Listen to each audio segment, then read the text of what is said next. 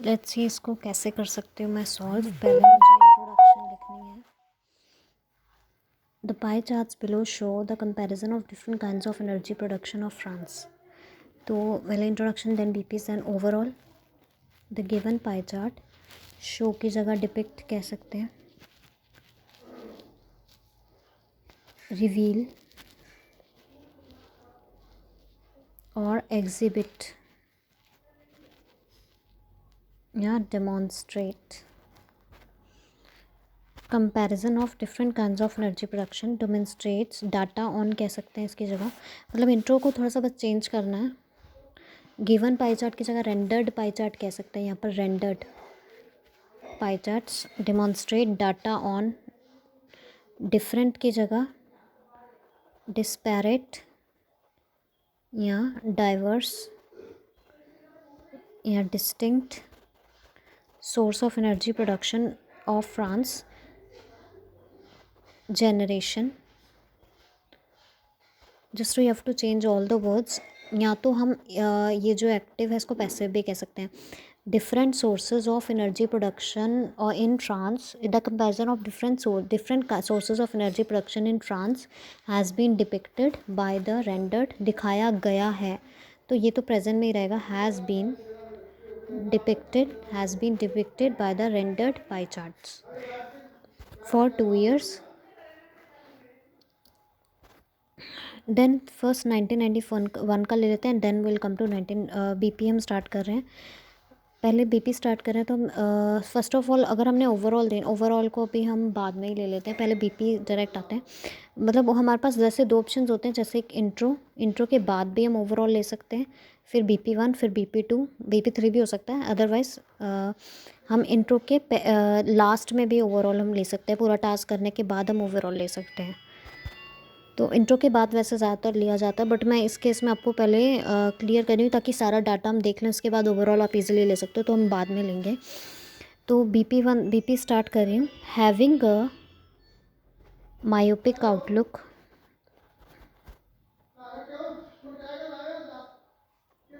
Of the graph.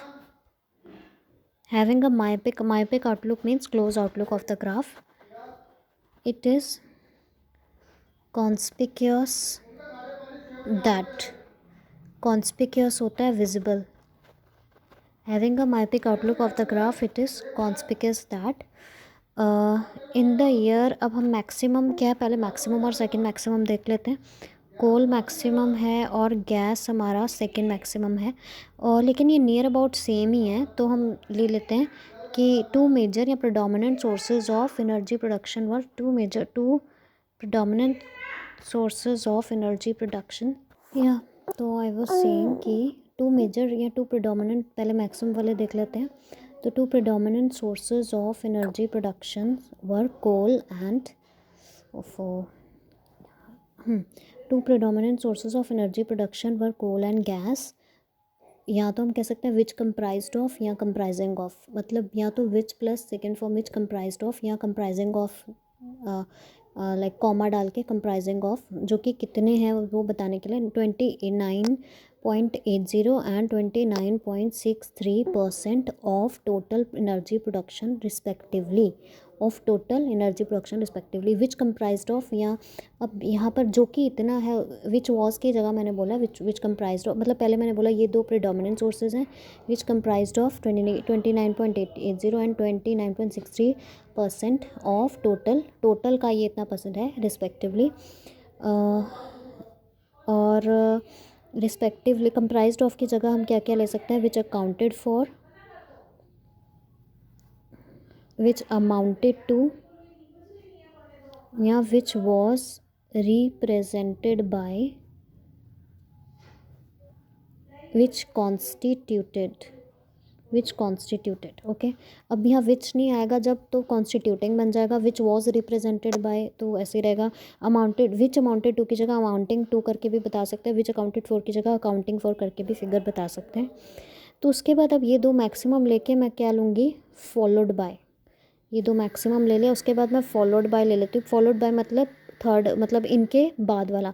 Maximum मैंने वैसे maximum भी ले सकती थी, maximum energy production energy was produced by coal, लेकिन ये दोनों मुझे सेम सेम लगे तो मैंने ऐसे ही ले लिया, इकट्ठी ले लिए, टू प्रिडोमिनेंट सोर्सेज ले लिए।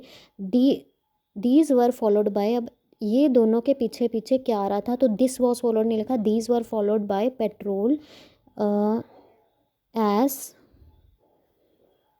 कुछ भी वो कैब डाले तो like as an enormous energy generating source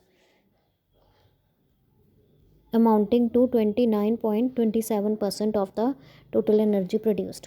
ठीक है, दिस वॉज फॉलोड बाय हो गया।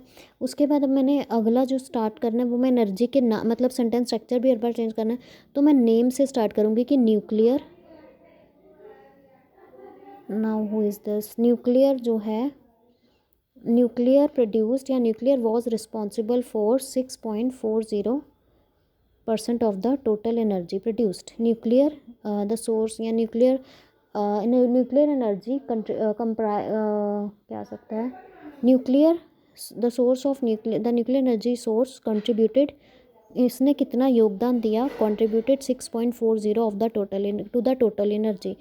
कंट्रीब्यूट वर्ड भी यूज़ कर सकते हैं, लेकिन तब जब सोर्स का नाम मैंने पहले लेना, तो उस मैंने यहाँ किया क्या, यहाँ पे इतने पाई चार्ट में सब कुछ ही कवर करना ज़रूरी है, और मैंने इसमें किया क्या है, पहले मैंने मैक्सिमम लिए, फिर मैंने फॉलोड बाय लिया, फिर मैंने लिया इसके नाम से स्टार्ट कर दिया न्यूक्लियर कंट्रीब्यूटेड, और अगर मिनिमम को बता रहे हैं तो हम मतलब मिनिमम वर्ड से स्टार्ट कर देंगे हर बार। अगर स्टार्टिंग चेंज करें, पहले मैंने टू प्रिडोमिनेंट सोर्सेज से स्टार्ट किया, मैक्सिमम से भी स्टार्ट कर सकती थी, maximum energy was produced bye, फिर दिस वॉज फॉलोड बाय लिया, फिर मैंने न्यूक्लियर वर्ड से स्टार्ट कर दिया, जो सोर्स का नाम है उससे स्टार्ट कर दिया, फिर मैं 4 पॉइंट, यहाँ मैं इससे भी स्टार्ट कर सकती हूँ फिगर से, 4.90% of energy was generated by other sources which was reported as minimum. मतलब ये तो सिंपल कि कैसे बताते हैं। उसके बाद हम सेकेंड बीपी में 2005 बताते हैं, और जब हम 2005 बता रहे हैं तो इंक्रीज़ डिक्रीज़ बताना जो है वो हमारी रिस्पॉन्सिबिलिटी है। इसमें वो दिया होता है कि कंपैरिजन्स हम तब करेंगे, तब बनेगा जब हम इंक्रीज़ डिक्रीज़ बताएंगे कि कौन सी सोर्सेज इंक्रीज़ हुई हैं पिछले साल से, कौन सी डिक्रीज़ हुई हैं। तो आफ्टर 5 ईयर्स यहाँ पे हम देख सकते हैं, पहले हम निशान लगा लेंगे कौन कौन से इंक्रीज़ हुए हैं। ये इंक्रीज़ हुआ है, ये भी इंक्रीज़ हुआ है, ये डिक्रीज़ हुआ है, ये इंक्रीज़ हुआ है, और ये भी इंक्रीज़ हुआ है। तो हम यहाँ पहले तो मतलब जनरली हम ये भी कह सकते हैं, ओवरऑल में भी एक अच्छी चीज़ निकल के सामने आ रही है। अगर हम ओवरऑल में यही चीज़ लिख दें कि all the sources except petrol, energy generated from all the sources जो है वो इंक्रीज़ ही देखी गई है। और इस चीज़ को हम ओवरऑल मतलब जो जनरल ओवरव्यू हमें क्या दिख रहा है देखने पर, या फिर हम ओवरऑल में मैक्सिमम मिनिमम भी ले सकते हैं। बट ये वाला जो मैंने बताया कि अगर हम इन जनरल हमें जो दिख रहा है चेंज, मतलब जो सिग्निफिकेंट चेंज हमें दिख रहे हैं वो हम ओवरऑल में ले, वो ज़्यादा बेटर है। तो अभी अब हम 2005 का अगर हम बता रहे हैं तो देखते हैं कैसे बता सकते हैं। ये अवश्य कि ये सब इंक्रीज़ हुए हैं, तो हम कह सकते हैं कि in general petrol was the only source reporting a decrease in the energy produced. However in general petrol was the only source, petrol नहीं डिक्रीज। फिर उसके बाद कोल एंड द नेचुरल गैस, इनको मतलब मैं कम्प्लेक्स सेंटेंस भी एक बार हमने बनाना है, तो मैं एक वेयर से बनाने की कोशिश करूँगी कि जहाँ कोल और गैस ने इतनी इंक्रीज़ दिखाई, कॉमा न्यूक्लियर और अदर्स सोर्सेज ने इतनी इंक्रीज़ दिखाई, तो एक ही लाइन में सब कवर हो जाएगा। तो where coal and gas reported 1%, nearly 1% of increase in their energy production. Nuclear and other sources 4, 5, 6, 7, 8, 9, और ये भी हमारा हो गया nearly 4% of increase in their, इन्होंने कितना, nuclear and other sources exhibited nearly 4% of increase.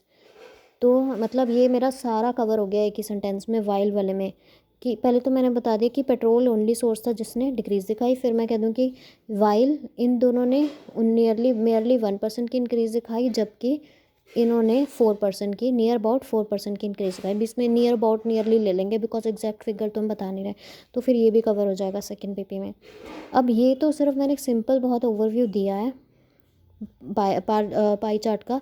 लेकिन अपने अभी इसको अटेम्प्ट करने से पहले सॉल्यूशंस देखने हैं, उसके बाद अटेम्प्ट करना है। एक इसका सॉल्यूशन जैसे मैंने ये आपको दिया, तो इसका सॉल्यूशन आप कहीं भी बहुत सारी वेबसाइट्स पे पढ़ सकते हो। सारी वेबसाइट्स ने अलग अलग तरीके से सॉल्व किया होगा, तो एक कोई पर्टिकुलर सॉल्यूशन नहीं होता। ये मैंने बहुत सिंपल बताया है ताकि एक ओवरव्यू हो। हम पहले पाई चार्ट कर रहे हैं, कंपैरिजन्स वाले पाई चार्ट, उसके बाद हम बार ग्राफ और लाइन ग्राफ भी करेंगे।